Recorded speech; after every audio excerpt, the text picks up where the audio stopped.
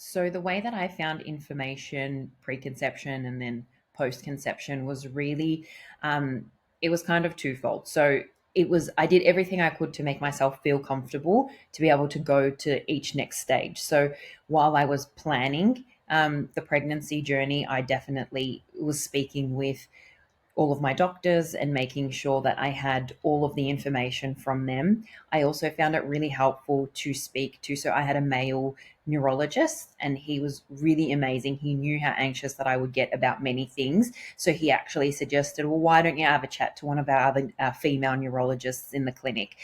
So you might have a different perspective and then see how you feel about everything. So I did that and I found that really helpful. And then again, speaking with my obstetrician, the obstetrician that I found had dealt a lot with women with pre-existing medical conditions, and she knew what MS was. She knew she had lots of other patients who had also had MS, so that made me feel really good because other obstetricians that I had seen, some of them weren't too sure about the condition or how to deal with being pregnant with MS and then post being pregnant with MS and how to deal and make sure that you're okay so that you don't relapse. So that was the first thing I did. The next thing I did was read a lot.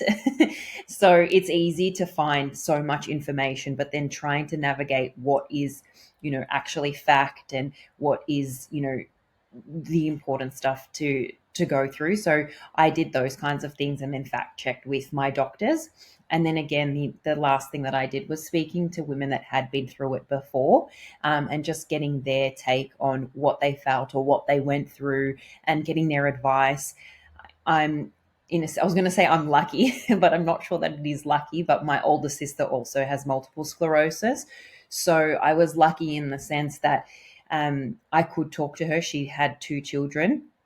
So I could understand from her, the things that she'd been through. Although I'd gone along that journey with her, I was quite young when she had her two kids. So I wasn't, didn't really comprehend her being pregnant, but then also having, a chronic neurological disease. And she did have two really bad relapses after she had her kids.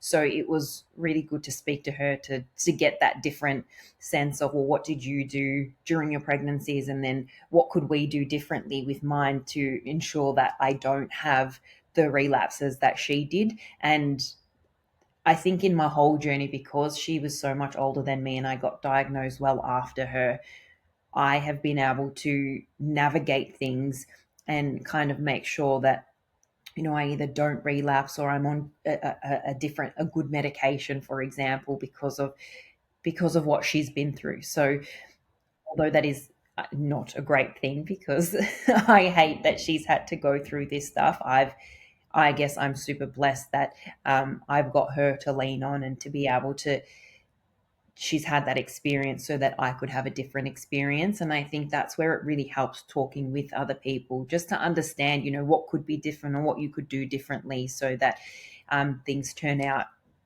a bit differently. But again, when she was having children, medication was so different. So, she wasn't on the same medication as me. There was only interferon injections back then.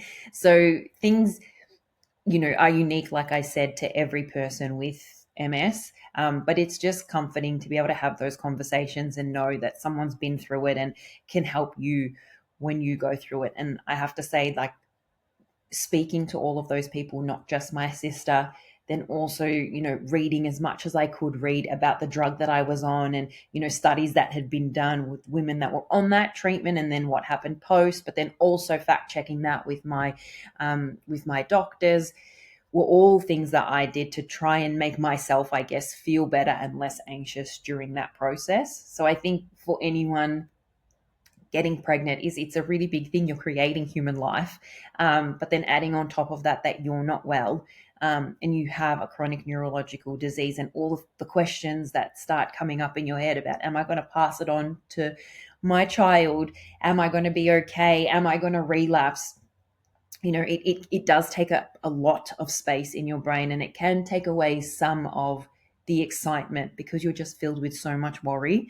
But I really do find that, if you've got people to lean on, you've got the people that have been through it, who've got MS and have come through the other side. And then also speaking with your doctors, I guess, is a really good mix of, how you can get through the worry so that you can be excited.